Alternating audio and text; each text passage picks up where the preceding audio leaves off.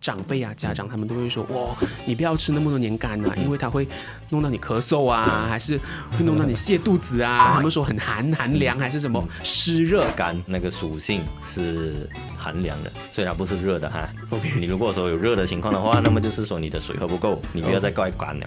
OK， 或者是说你吃其他的东西吃太多，你吃很多炸的东西，吃很多那种什么瓜子，然后又没有喝水，然后你吃一粒肝，然后你身体不舒服，你就讲说是那个肝的问题，这样肝很冤枉啦。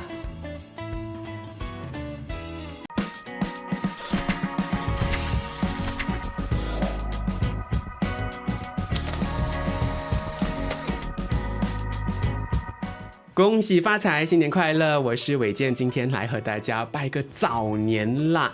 那么这里是由BFM 财经制作的自由时事。那么今天呢，我们要聊的就是如何在农历新年期间呢，让自己吃得健康一点，让自己无负担迎接新春啊。那么今天呢是年29，想必大家呢都是在为团圆饭做准备啦。那么对我而言呢，农历新年你就不要跟我说什么克制饮食啊，还是减肥之类扫兴的话啦，因为农历新年1年才一次，当然是要放开吃，不要留下任何遗憾，对不对？只是呢，我每次大吃大喝之后呢，都会有满满的罪恶感啊，或者是觉得整个人身体重重的啊，提不起劲啊。那么其实呢，这些都是无节制饮食的后遗症啊。那么到底要如何才能让自己在新年期间更健康一点呢？今天呢，我们就有请来了营养师林冠良，和我们分享更多健康饮食的技巧啦。冠良你好。伟健你好，大家好。来，冠良第一个问题呢，我就想要请问一下，我们都知道在农历新年期间呢，有些人呢会因为新年气氛，因为我们知道亲朋戚友大家都是不停的都在动嘴，是不是？是吃啊，是吃，不是骂人啊哈。因为这个新年气氛，我们大家都过量饮食，是不是？那么你觉得有什么建议是可以让我们控制我们自己在新年期间节日的时候的这个饮食节奏的呢？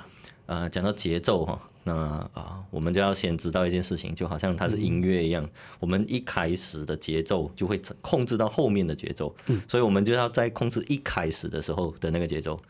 所以也就是说这个我常常建议大家，就是第一口你吃任何食物的时候，第一口就好，咬30下，咀嚼30下。30下，对，没有错，第一口而已。对，后续的呢？后续的话就不太重要了有什么根据吗？这个OK， 好，首先就是刚刚讲的节奏的问题嘛，所以你自己各位听的时候，你现在可以感受一下，就是你正在咀嚼30下的话，你现在就算没有东西，你动你的嘴巴30下，它也可以让你的整个进食的速度跟节奏放缓下来。那这样子后续你吃的时候就没有那么快。这是第一个，OK。然后第二个呢，就是一般人他们吃的时候是吃的太快了，太快的话，那么就是他的头脑是反应不过来的，他们的胃也反应不过来，那这样子就会变成说，大家可能会有这样子的一个经验就是他吃东西吃太快的时候，都等到他已经吃饱的时候，他就已经太饱了，他会有觉得好胀啊，突然间为什么突然间这么饱这样子这个就是他的吃饱的这个感觉来的太迟了。因为我们吃饱这件事情它并不是说我们的胃胀还是空造成的，而是我们的头脑控制的就是说我们的头脑觉得说你现在大概应该可以了它就会开始释放一个吃饱的这个信号给你。那反过来就是说，你这个咀嚼的这个速度有控制好的话，第一口就好了那这样子的话，你的头脑就会接收到那个讯号，它是准时的接收到，然后跟你的胃讲说，主人现在吃东西了OK， 他就可以好可以 OK boss， 就开始慢慢的释放胃酸开始逐渐的蠕动这样子的，他已经开始暖机暖好了，这时候你才开始有东西吞下去。那这样子的话，你的胃的这个负担就没有那么小，然后你的头脑也可以准时的开始吃东西，然后后续也就可以准时的那个吃饱的感觉就可以准时的到来。它是这样子的。这就是为什么我们知道很多那种自助餐，就是你能无限量unlimited吃的时候，你一直暴饮暴食，你在暴饮暴食的时候，你完全不觉得我已经饱了，你觉得你还有很多扩大，还能吃更多。不过当你真正的饱的时候呢，你就会觉得你自己已经是到头了，你已经很胀了，是不是？所以就是这个问题，对不对？好，这个是吃太快造成的。我觉得这个我自己也是我自己的很严重的一个毛病，我要改一下。那么接下来呢，另外一个问题我们也是要关注一下，因为现在很多人就会担心我们过年就是一定会发胖嘛，是不是？所以呢，在过年前呐、他们就做些什么呢？节食，或者是过量运动，他们觉得我这样子做呢，我就会留下更多的扩大，给我过年的时候呢能吃更多。你怎么看呢？我们人体不是一个纸袋啦哈，不是讲说你把它之前的东西把它给清空掉，然后你之后就可以装更多这样，并不是这样子的。我们的身体是一个缓冲的一个系统，所以它是要循序渐进的。所以如果说你本来就没有运动的这个习惯，然后你在过年之前你拼命的去运动，首先第一你应该也运动不了多少啦，因为你本来就没有这个习惯，你的体力是支撑不上的。那第二就是你很容易受伤。所以很多时候我们会看到一些朋友圈上面人家就分享说我受伤了这样子，可能拉伤啊，尤其上了年纪之后啊，对，那各位这个要非常的小心，就是你要这样的做也不是不可以因为它怎样讲都好过你没有去运动啦，可是你要量力而为。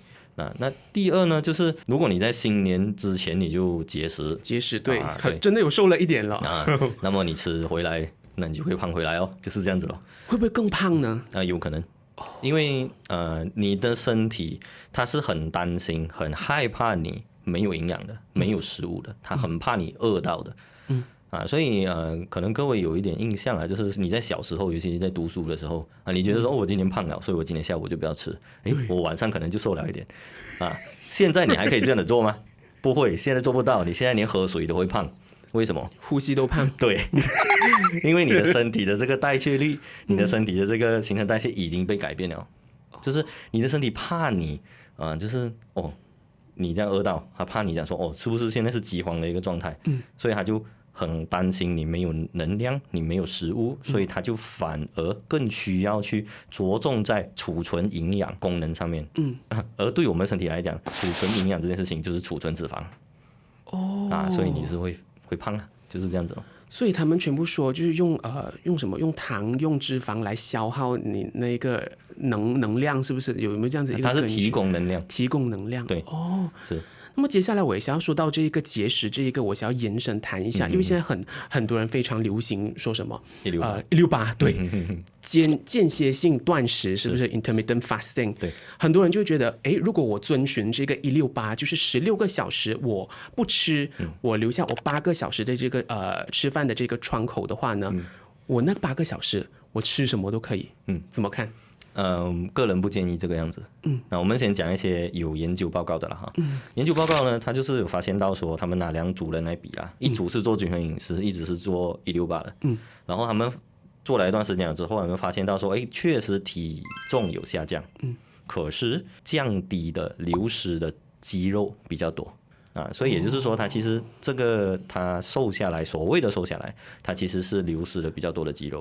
对，那脂肪跟肌肉都有了哈，可是它就是肌肉比较多。然后肌肉它是很难去 build out 的，你要做运动啊，你要有体力活动啊这些东西，那它流失是很快的那相反就是均衡饮食那一组的话，它脂肪的这个消耗是比较多的。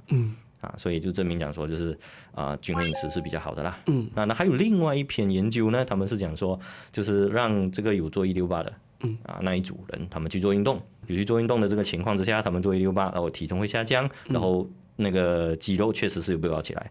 这一组嘞跟这个均衡饮食这一组，然后他是有去做运动的，是一样的。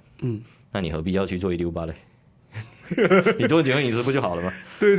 那这个还是属于比较有在去控制的168是它是有去控制说的，你这个8个小时内你要吃什么东西，你的这个热量是有控制好的。那很多人他们做错的方式是在这8个小时内，他吃的热量是比他没有去做168的时候吃的热量更高的。但那个热量更高的话，那么你其实就是反而会变胖。这是一个。第二个情况呢，是他觉得说，这样子我这个时候什么食物都可以吃，我就拼命吃，我吃我想要吃的东西。对。那这样子的话，就会他选择食物的那个种类就出问题。首先不均衡啊，要么就是很多炸的要么很多淀粉或者是说他根本不知道说，这个东西原来是淀粉。他可能去吃一个饭上面拿了一个饭，然后一个莲藕，一个马铃薯，一个金瓜，然后在那个什么冬粉之类的，全部都是淀粉。对，全部都是淀粉，而很多人他们是分不清的。他们觉得是蔬菜。对，没有错。然后他们就说自我感觉良好。然后就觉得说为什么会胖？然后这个168是骗人的，这样子。所以其实你要做，我们没有反对了哈。可是就是你至少是要在有人指导的情况之下去做。那你怎样指导呢？至少你要知道说你的饮食是怎样做均衡，你的食物怎样去挑选，很重要这个才是最好的。而且更加的重点就是你的热量不要超过。这个168呢，它就是所谓让你的体重下降的这个基础的逻辑本身，它就是减少你的热量摄取。因为一般人而言，它是如果说要把你一整天的食物累积在8个小时内吃完的话，那么你就没有办法吃这么多。对所以你就因为你没有吃这么多，所以你的热量就不会摄取这么多。所以你就会瘦下来。所以这是它的基本逻辑。可是如果说你就是把那个眼光 focus 在那8个小时我什么东西都可以吃这样我就拼命吃咯。这样子你就是拼命摄取热量，那你就拼命肥。就是这样子。那么冠南，接下来我们也我想要关注的就是呢，因为在过年期间，我们大家都知道，我们都是在家开冷气，然后过后一早起来呢，我们就这样子吃零食，然后过后跟朋友聊天啊，跟家人聚会啊之类的东西。那么运动量是肯定不如之前那么大了嘛，是不是？那么我想请问一下，在饮食方面，你觉得我能做些什么来平衡我没有那么活跃的这一个生活习惯？跟大家讲一个坏消息就是没有东西是可以取代你的运动的。OK， 很伤心了，很伤心了。可是好消息是一般人他本来平常就没有什么运动的，所以在这个时候他并没有很大的差别。所以你就是只好去控制你吃的这个这个节奏，然后吃的这个分量，然后你知道说你吃的是什么。那这样子其实就可以，你有这个mindset的话，其实你就可以很好的减少一些后续的伤害了啦。那当然，我们一般觉得说，就是你运动它就是提高你的这个新陈代谢率嘛。其实确实你在新年的时候，如果说你要提高新陈代谢率的话，那么其实还是有一些方式，就是你要喝茶。对，那其实喝茶呢，或者是喝咖啡。喝什么茶？绿茶、红茶。铁观音、普洱那种其实都可以。那这些它的原理是说，就是它里面的一些茶多酚啊、茶碱啊、植物化合物这一些呢，它对于我们的这个新陈代谢率它是有提高的一个效果的。包括像咖啡其实也是。那当然，咖啡它不是只有咖啡因它还有其他的一些绿原酸啊，一些其他的植物化合物，它也可以提高你的新陈代谢率。所以你一天大概就是喝1杯、2杯的这个茶或者是咖啡，记得要无糖的。OK， 不要有糖。OK， 好。OK， 或者是说本地的那个南洋风格的咖啡，那种他们是用糖用margarine 去炒出来的，那其实就没有那么好的一个选择。OK， 可以的话就是选择比较纯粹的黑咖啡这一些。然后这样子的话，它就对于提高你新陈代谢率的这个效果才是比较好的。就是更好的一个作用就是说，反正你喝了之后，你就会比较精神嘛。那你就可以就是这个更加长时间的享受一下你这个新年的这个气氛。所以这个就是让我们自己在新年期间呢，不影响过年气氛之下的情况，我们又能维持到我们更健康的这个饮食习惯嘛，对不对？对。那么接下来呢，冠南，我是想要你为我们破解一下迷思是不是？很多人呢就会觉得，我们团圆饭先说团圆饭，我们少不了的呢就是有很多佳肴，是不是？然后过后一定要配白米饭，是不是？不过呢，很多人就会觉得，你不如更健康的选择是糙米饭 brown rice 来替代白米饭，你怎么看呢？这个确实是个迷思很多人会觉得说糙米它会比白米是更好的一个选择。这个要看你的情况。如果你今天比如讲说是有血糖控制的需求，然后你是用糙米来去替代白米，而且是同等分量的。比如讲说你一天是吃2碗的白米，你现在用一天2碗的糙米去替代它，那个可以。可是如果说你是觉得说糙米比较健康了，我可以吃多一点那么这样子的话，你就是更多的热量，更多的碳水这个是一个东西。然后第二呢，就是这个是比较大家没有去注意到，就是糙米它其实农药跟重金属的残留会比白米还要多。不过它糖分比白米少，是不是？刚刚你所说的不是讲说糖分比较少，而是说它的那个纤维比较多，所以它的升糖指数会比较少。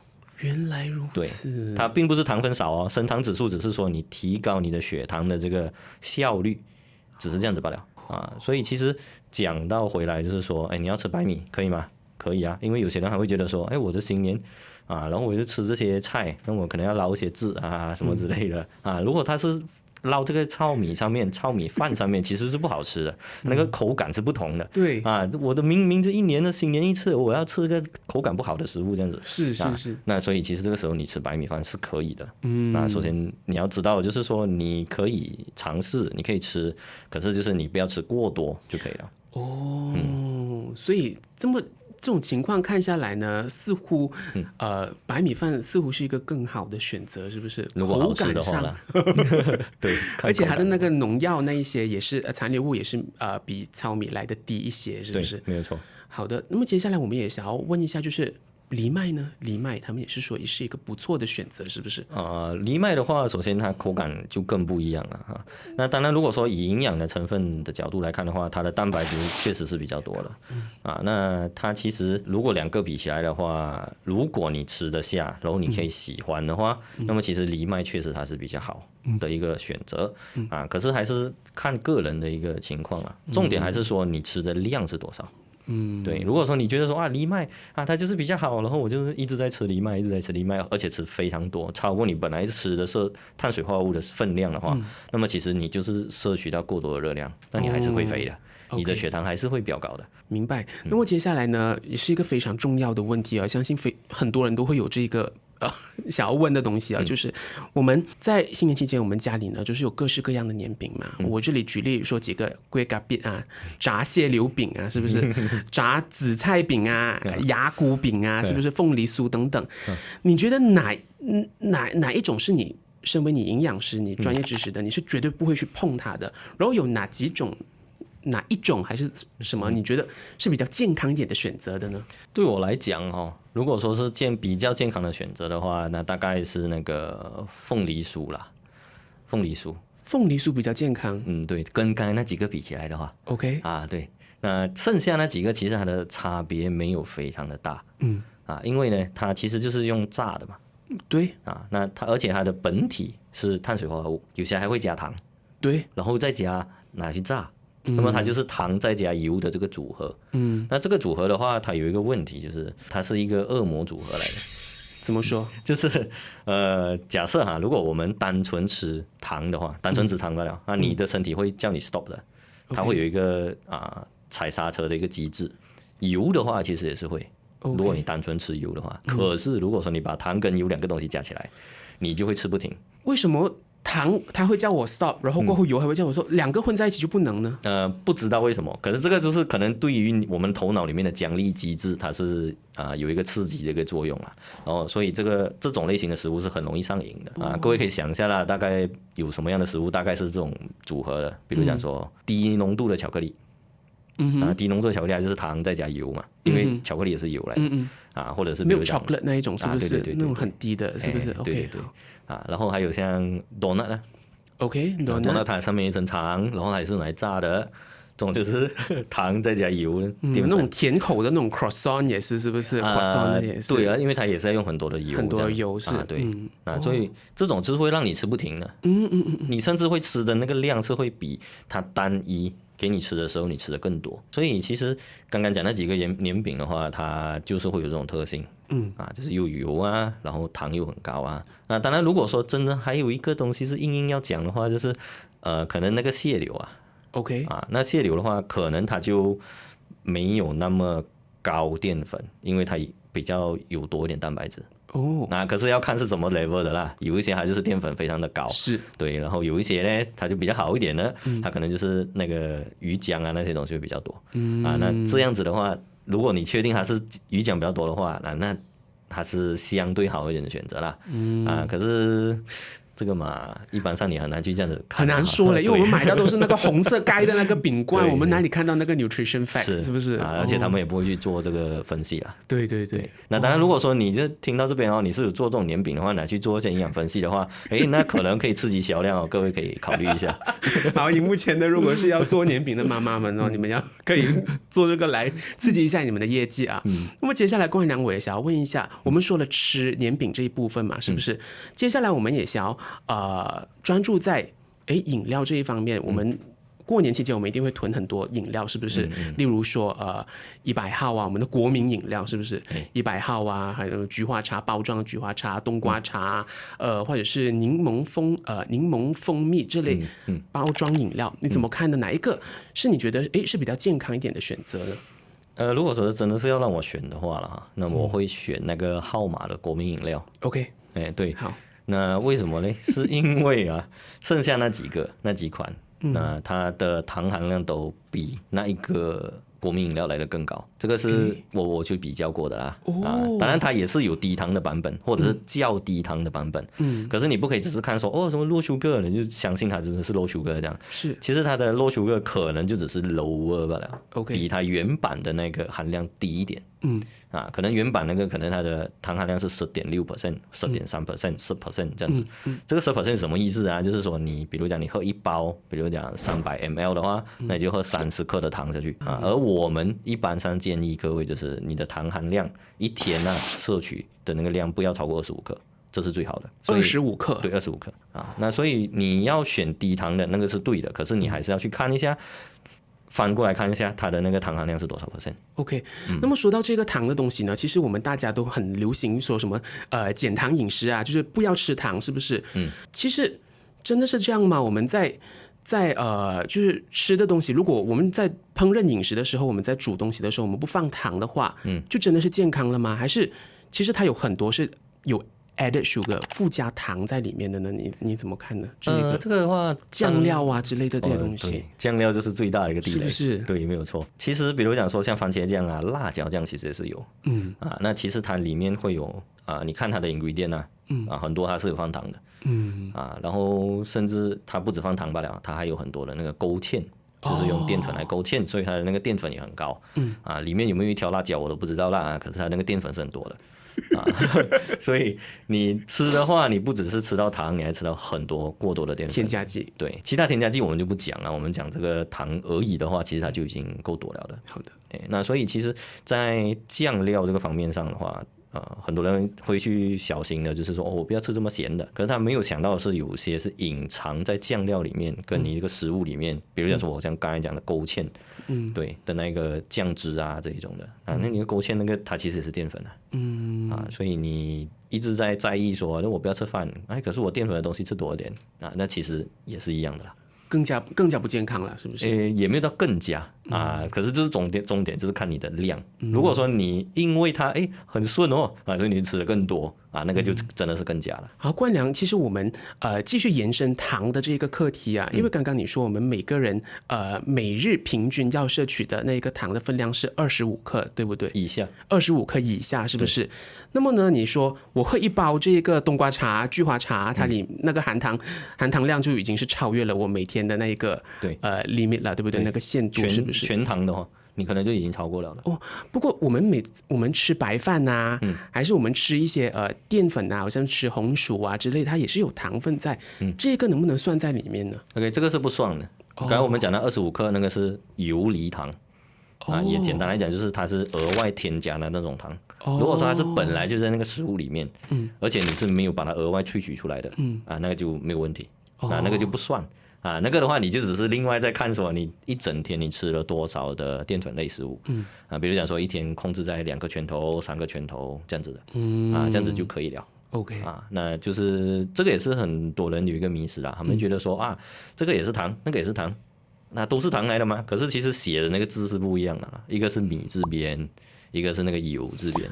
是，有什么差别呢？这个那个酉字边的那个糖的话，它其实是碳水化合物的总称。这个是台湾说法它是总称啊。可是很多人他们就是听到就都是一样的，都认为是sugar 了，糖了。对。那么说到这个糖其实很多现在我们看到很多那种饮料呢，他们会出一些好像zero sugar，是不是 zero 标榜是没有糖分的？而我看到后面的那个 nutrition facts 的那个资料呢，它真的是 zero gram 的。不过它还是有那个甜味在呢。你到底是什么？是不是更加健康的这个选择？它是用代糖。健不健康这件事情，我不觉得。对，因为代糖本身它怎样说呢？就是很多人会觉得说代糖致癌，其实不是这个问题。确实有一些代糖它现在是被放在那个致癌物质的列表里面了，是，比如讲阿斯巴甜这样子。其实是去年的年头放的。可是其实这个它的量，你要喝到很多，比如讲说一天你要喝到10多罐的这个汽水。那你可能长期这样下去不是我今天喝这样子，我明天就得癌症这样，不是，是长期这样喝下去，每天都这样喝，那可能会有得到某一种癌症的可能性。它的这个所谓的致癌其实就是这样子罢了。因为它放的量非常的少了。那它为什么会放很少这么甜？那是不是什么猫腻？其实也不是啊，就是它的化学结构的关系。它的糖含量，它的那个甜度是普通白糖的可能几百倍的。可能几十倍这样子，所以你就只需要放几十倍分之一，或者是几百分之一这样子罢了。所以你这个量，你身体是可以消化代谢的，所以不是这个问题。那有问题的是什么呢？是说其实这个甜的感觉也会刺激你的头脑，会有更加想要去吃其他东西的这个欲望。对，这个也是研究证明的啦。对，就是如果说你是习惯说讲我就是不要喝含糖的饮料，我喝代糖的。然后你已经习惯喝代糖的话，那么你可能在那一餐里面，你喝代糖饮料的时候，你会想要摄取更多的热量，更多的食物，是不是？更多的热量，更多的食物，这样子的那其实这个是一个简单来讲它是一个代偿的作用，就是你的头脑它本来是很喜欢甜的，这就是为什么我们喜欢甜呢？我们喜欢糖。那它吃到糖对于我们的头脑而言就是一个奖励。那就我给你一个奖励这样子。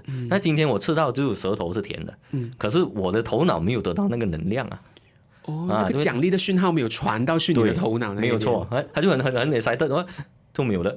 然后他就要一个报复性的想要你再吃更多反而变相更加不健康了。对，没有错，所以他其实会有这个隐忧，他没有讲说一定会这样子，可是他会有这个隐忧。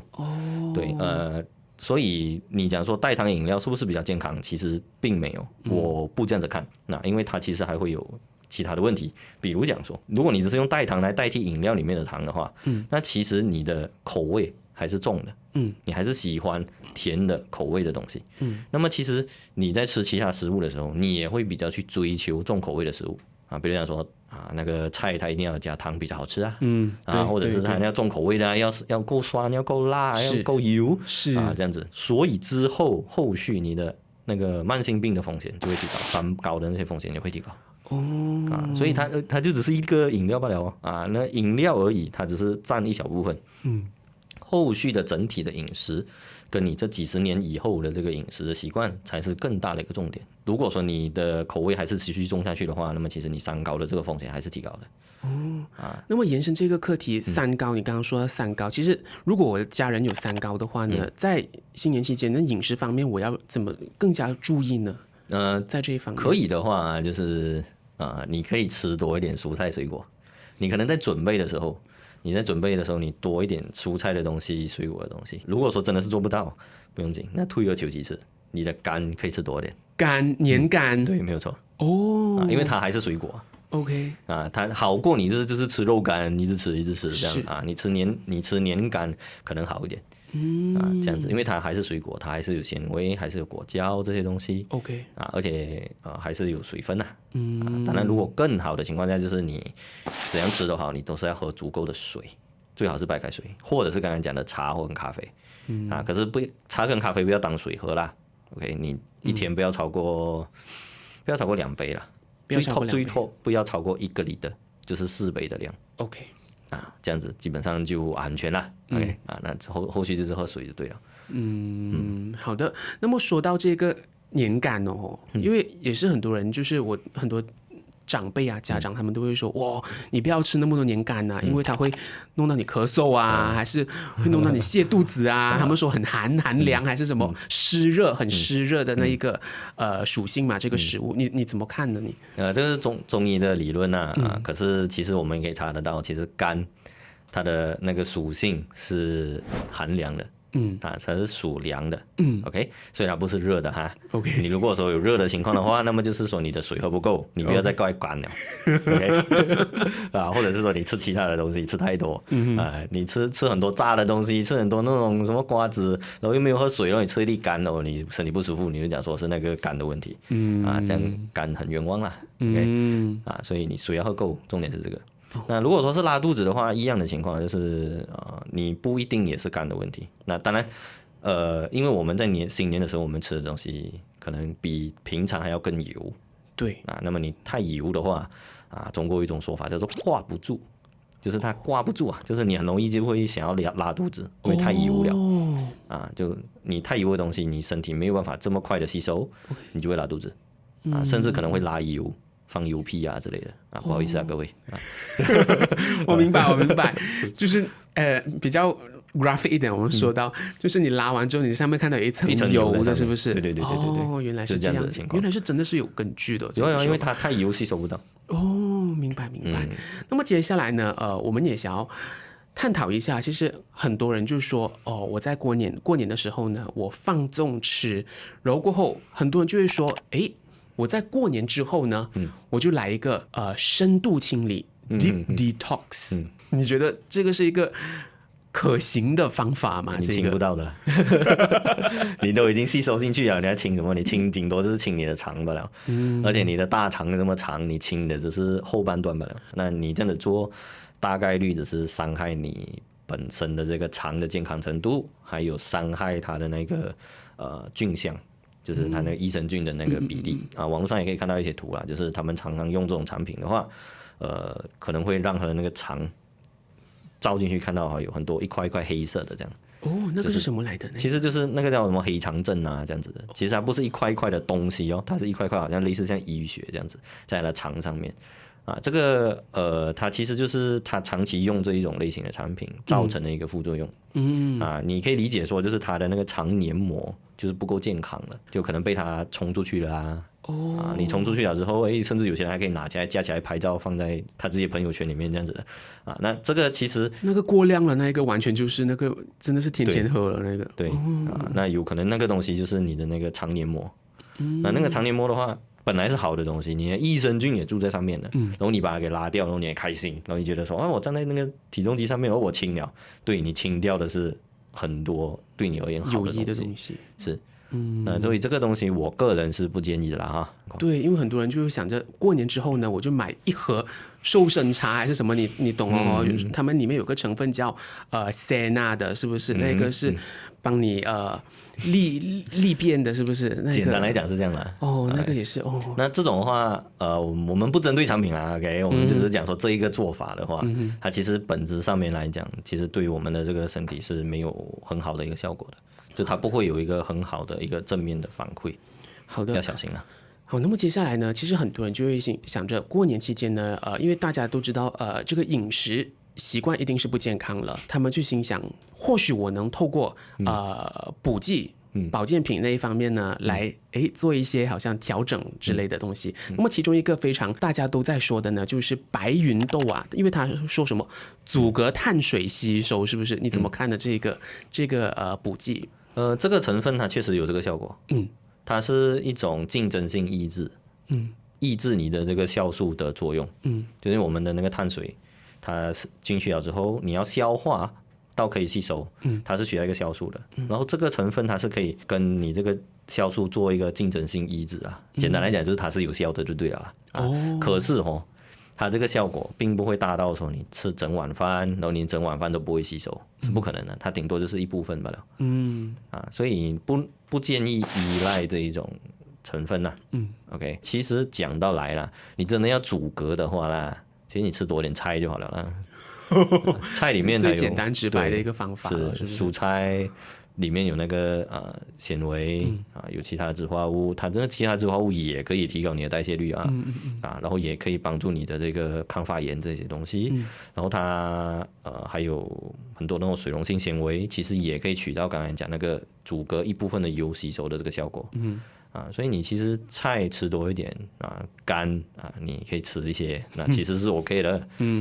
那其实就不需要去依赖这种产品。另外几种补剂我也是想要探讨的呢，就是益生菌，很多人说 probiotics 会吃，然后过后另外一个是消化酶digestive enzymes，你怎么看呢？这两种消化酶的话，你听到消化酶这个东西，你觉得是怎样的作用？我觉得是一个很神奇的东西，我吃了很多东西，不过它帮我消化到完，然后我身体都没有吸收到，哇，我就可以再吃。其实没有，它是确实把你消化掉，可是你会让你更好吸收。对，消化酶的作用其实是这样的。好事还是坏事呢？其实如果说你是怕热量摄取过多的话，其实这件事情对你来讲是坏事来的。对，因为它是更好消化嘛，然后你就更好吸收咯。吸收更多的热量。对，吸收更多的这个热量。很多人他们的概念是觉得说，我消化掉了，它那个东西就不见了，它就不是那个会让我造成肥的东西了。是，其实并不是，它是会消化的更好吸收。那这一酵素的作用的话，它只有一个情况下，我个人建议可以使用，就是你消化不良的时候，它就是可以帮助你舒缓这个不舒服的情况当然，你的食物还是会被比较好消化掉的你还是会吸收掉你吃进去的那些食物。OK， 那所以它并没有不见，它是变得让你更好吸收。益生菌的话呢，类似可是它其实益生菌的话，就是它自己也是会产生一些酵素啦，也是会帮助你一些消化这些东西，消化代谢之类的。那益生菌的话，最重要是在于它调整你肠子大肠的这个益生菌的那个菌相，让它变平衡。这样的话，你的这个免疫力就会是平衡的，你的身体的这个发炎指数就会平衡回来。那反过来就是说，如果它不平衡，那你身体就有很多问题。只是这样子罢了。所以你觉得说我吃很多，然后我就吃这个益生菌，它可以帮我做什么？它帮不到你做什么，它也一样在吃它吃了之后一样，它还是可能会释放一些什么 vitamin K 之类的东西出来给你啦可是它并没有实质上有一些你想要的那种效果。不过益生菌其实现在很多人都会在吃，你比较是建议他们在什么时间点吃是你推荐的呢？就是早上还是饭前还是睡觉前呢？这个要时间点要看他们的种类。有些他是可能会跟你讲要空腹吃，有些是跟你讲要饭后吃。对，有些是这样的，因为它种类非常多，还是要看那个包装的指示，是不是？包装的指示或者是介绍你的那个人专业人士，他这样跟你讲。OK， 那可是重点我觉得比较多人忽略掉的就是说，益生菌有非常多种，然后适合我们的这个益生菌可能也是不一样的。